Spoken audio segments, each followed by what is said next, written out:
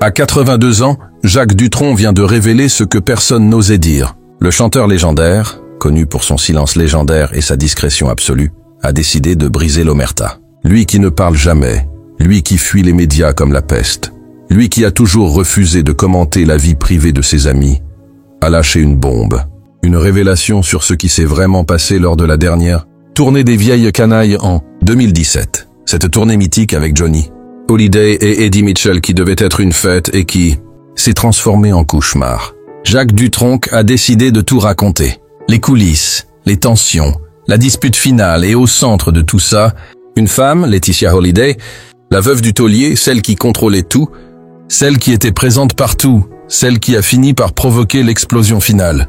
Ce que Douane révèle est explosif. Le dernier soir à Carcassonne, Eddie s'est engueulé avec Laetitia. Du coup, après tout le monde est parti dans son coin. Une phrase courte, sèche, qui en dit long. Une engueulade si violente qu'elle a gâché la dernière soirée. Une dispute qui a brisé l'ambiance de cette tournée historique et Johnny, témoin de la scène, en a été profondément affecté au point de confier à Douane qu'il ne referait plus jamais les Vieilles Canailles à 3. Bon on repart en tournée tous les deux, mon Jaco. Ces mots prononcés au bar de l'hôtel quelques heures après la dispute seraient les derniers que Johnny a dit sur le sujet. 5 mois plus tard, il était mort. Alors que s'est-il vraiment passé ce soir-là? Pourquoi Laetitia et Eddie Mitchell se sont-ils violemment opposés? Et surtout, qu'est-ce que cette dispute révèle sur les tensions qui existaient déjà dans l'entourage de Johnny? Ce que Jacques Dutronc balance sur Laetitia Hallyday va bien au-delà d'une simple anecdote de tournée. Pour comprendre la portée de ces révélations, il faut d'abord saisir ce que représentait la tournée des Vieilles Canailles pour Johnny Hallyday. En mars 2017, le rocker reçoit un diagnostic terrible, un cancer du poumon. Le même qui a emporté sa mère Huguette Claire en 2007, Johnny encaisse le choc. Après des décennies d'excès, de cigarettes et de vie rock'n'roll, son corps le rattrape. Les médecins sont clairs, la maladie est grave. Il faut se battre, commencer un traitement lourd, se reposer, prendre soin de soi. Mais Johnny Hallyday n'est pas un homme de repos. Il ne sait pas ce que signifie ralentir. Sa vie, c'est la scène. Et justement, une tournée est programmée. Les Vieilles Canailles, avec ses 2 frères de cœur, Eddie Mitchell et Jacques Dutronc. 10 dates à travers la France du 10 juin au 5 juillet. Des concerts qui affichent complet, depuis des mois. Des dizaines de milliers de fans qui attendent de voir ces 3 légendes réunies une dernière fois. Laetitia, son épouse, est contre. Absolument contre. Elle pense que c'est suicidaire. Johnny est affaibli par la maladie. Il commence à peine son traitement. Les chimiothérapies le vidant de son énergie. Il a besoin d'une machine à oxygène. Un médecin lui fait des piqûres dans le ventre avant chaque concert. Comment peut-il monter sur scène dans cet état? C'est de la folie. Laetitia le supplie d'annuler, de reporter, d'attendre d'aller mieux. Moi, je ne voulais pas qu'il la fasse. J'avais peur pour lui. Je disais que c'était suicidaire, confiait-elle plus tard à Europe. Mais Johnny refuse d'annuler. Il regarde Laetitia droit dans les yeux et lui dit une phrase qui va la marquer à jamais. « Si je ne la fais pas, je meurs. » Pour Johnny, la scène n'est pas juste un métier. C'est sa raison de vivre. C'est ce qui le maintient debout. Sans la scène, il n'est plus rien. Il n'est plus Johnny. Alors, il décide de partir en tournée. Même malade, même affaibli, même au risque d'y laisser sa peau. Et Laetitia, malgré ses peurs, accepte de le suivre, de l'accompagner, d'être là pour lui. Ça a été sa survie. La tournée des Vieilles Canailles, dira-t-elle. Le 10 juin 2017, à Lille, les Vieilles Canailles donnent leur premier concert. Johnny monte sur scène avec son oxygène en coulisses, ses piqûres dans le ventre, sa douleur qu'il cache sous les projecteurs. Et là, miracle, quand il entend les premiers accords, quand il sent l'énergie du public, quand il voit Eddie et Jacques à ses côtés, Johnny se transforme. Le guerrier ressort, le soldat reprend du service. Sur scène, on ne voit rien, on ne devine rien de la maladie. Johnny chante, danse, sourit. Il est Johnny Hallyday, l'idole des jeunes, le taulier. Personne ne peut imaginer qu'il se bat contre un cancer qui le ronge de l'intérieur. Mais en coulisses, c'est une autre histoire. Laetitia est là constamment. Elle surveille, elle s'inquiète, elle vérifie qu'il prend ses médicaments, qu'il se repose entre les morceaux, qu'il ne force pas trop. Elle est présente dans les loges, dans le bus de tournée, à l'hôtel, partout. Certains membres de l'équipe apprécient sa vigilance. D'autres trouvent qu'elle en fait trop, qu'elle étouffe Johnny, qu'elle contrôle tout. Les tensions commencent à monter discrètement d'abord, puis de plus en plus ouvertement. Eddie Mitchell en particulier supporte mal cette omniprésence. Lui et Johnny sont amis depuis les années 60, plus de 50 ans de complicité. Ils ont tout vécu ensemble. Les débuts du rock en France, les tournées, les excès, les femmes, les réussites, les échecs. Eddie connaît Johnny mieux que personne, ou du moins, il pense le connaître. Et ce qu'il voit pendant cette tournée le met mal à l'aise. Johnny entouré, surprotégé, presque étouffé par Laetitia et son équipe. Eddie voudrait passer du temps seul avec son ami, discuter comme avant, rire comme avant. Mais Laetitia est toujours là entre eux. Les semaines passent, les concerts s'enchaînent. Lille, Marseille, Strasbourg, Lyon, Bordeaux, Toulouse, Paris. À chaque date, Johnny donne tout. À chaque fois, il épuise ses dernières réserves. Et à chaque fois, Laetitia est là pour le rattraper. Le 24 juin, lors du concert à l'Accor OLs Arena de Paris, diffusé en direct sur TF1, Laetitia accorde une interview à Nikos Aliagas quelques minutes avant le show. Elle était mue aux larmes. C'était un surhomme. Il fallait voir le courage qu'il avait à travers cette maladie. Il a un médecin qui lui fait des piqûres dans le ventre. Il y a une machine à oxygène et il va sur scène comme un guerrier. Un soldat, ne pas lâcher, ne pas montrer. Mais malgré ce courage, malgré cette volonté de faire, Johnny s'épuise physiquement, mentalement, et l'ambiance dans le groupe se dégrade. Les non-dits s'accumulent, les frustrations grandissent. Eddie Mitchell, Jacques Dutronc, l'équipe technique, tous sentent que quelque chose ne tourne pas rond, mais personne n'ose vraiment en parler. Par respect pour Johnny, par peur de le blesser, alors tout le monde fait semblant jusqu'au dernier soir, le 5 juillet 2017, Carcassonne, Théâtre Jean Deschamps. Le dernier concert de la tournée, le tout dernier concert de Johnny Hallyday. Personne ne le sait encore ce soir-là, mais c'est la dernière fois que le taulier montera sur scène, la dernière fois qu'il chantera devant son public, la dernière fois qu'il sera Johnny. Le concert se passe plutôt bien. Malgré la fatigue, malgré la maladie, Johnny assure, il s'assoit plus souvent que d'habitude. Johnny n'était pas comme d'habitude. Il s'asseyait souvent, mais on n'aurait pas dit non plus qu'il subissait des séances de chimiothérapie, racontera un témoin. Le public ne voit rien. Il applaudit, il chante, il vibre. C'est une soirée magique, une dernière communion entre Johnny et ses fans. Mais après le concert, tout bascule. Ce qui se passe exactement reste flou. Dutronc n'entre pas dans les détails. Il ne révèle pas le sujet de la dispute, mais le fait est là. Eddie Mitchell et Laetitia Hallyday ont une violente engueulade. Les mots fusent, les reproches éclatent. Peut-être Eddie reproche-t-il à Laetitia son omniprésence étouffante. Peut-être Laetitia reproche-t-elle à Eddie de ne pas comprendre à quel point Johnny est fragile. Peut-être que c'est un vieux conflit qui ressurgit ou peut-être que c'est la fatigue accumulée pendant des semaines qui explose soudainement. Quoi qu'il en soit, la dispute est assez grave pour que tout le monde parte dans son coin.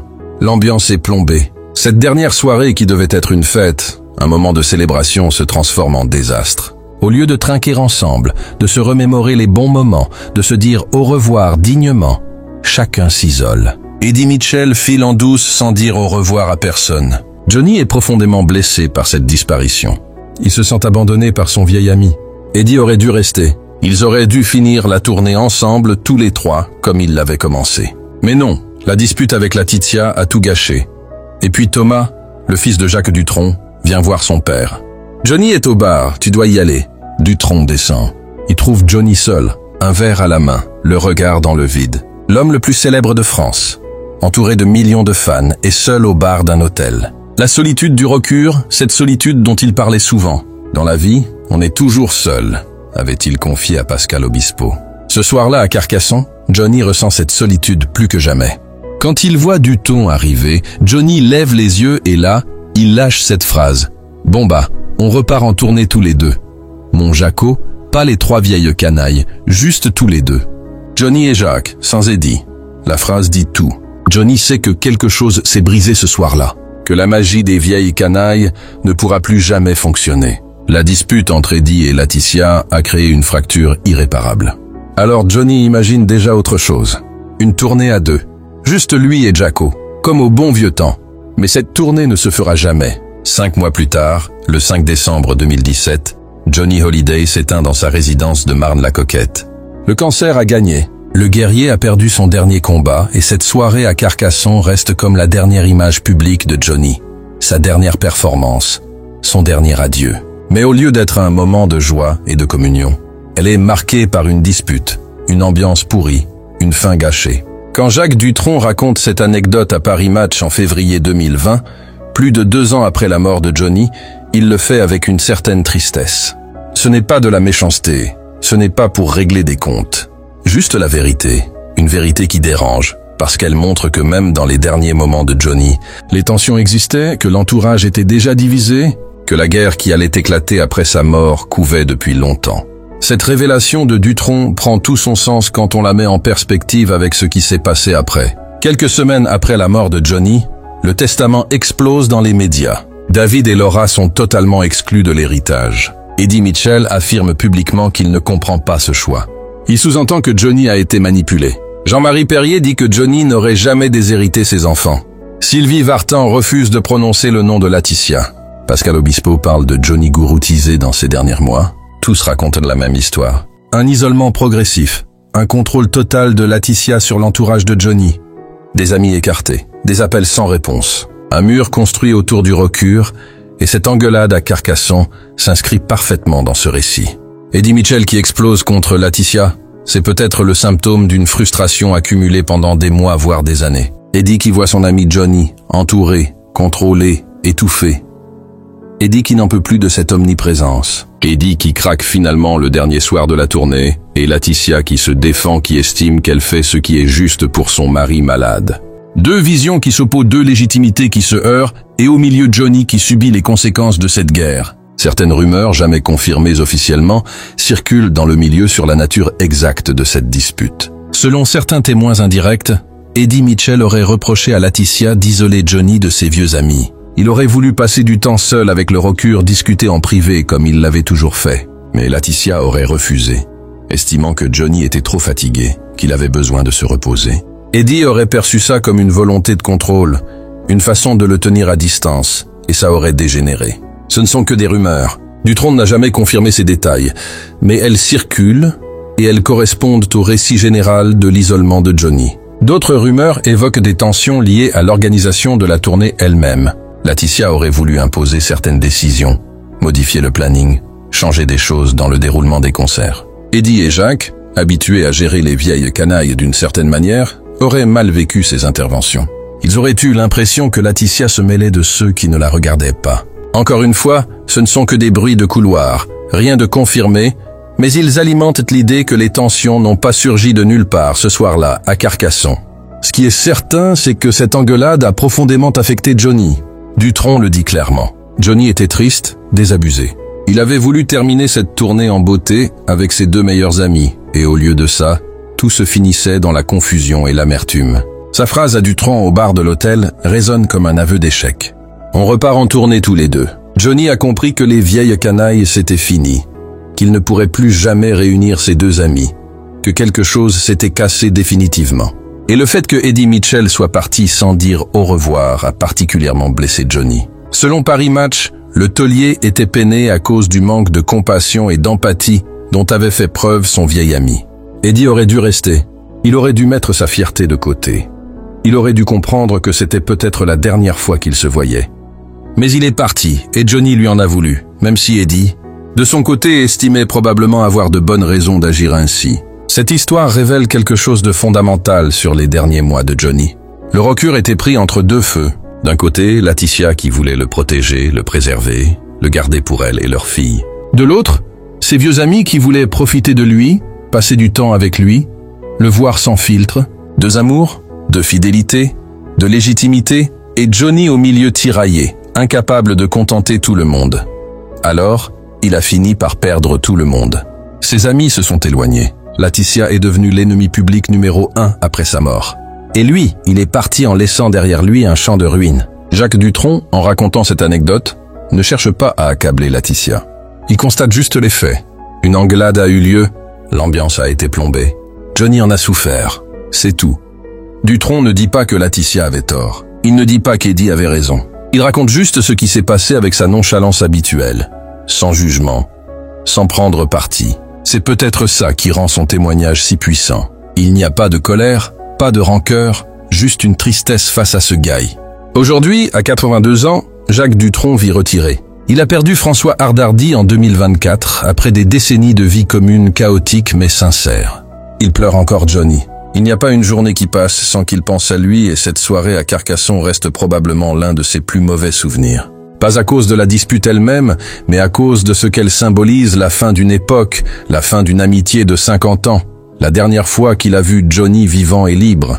Alors oui, à 67 ans, en 2020, quand il a fait ses déclarations, Jacques Duhon est sorti du silence sur Laetitia Hallyday. Pas frontalement, pas avec violence, mais en racontant une vérité qui dérange. Cette engueulade à Carcassonne, cette ambiance pourrie, ce dernier soir gâché. Et à travers ce récit, c'est toute une histoire qui se dessine. Celle d'un homme malade pris en otage entre sa femme protectrice et ses amis frustrés d'une tournée qui aurait dû être une fête et qui s'est terminée en drame. Celle d'une famille qui s'est déchirée avant même la mort de celui qui la tenait unie. Jacques Dutronc n'accuse personne, mais son témoignage en dit long.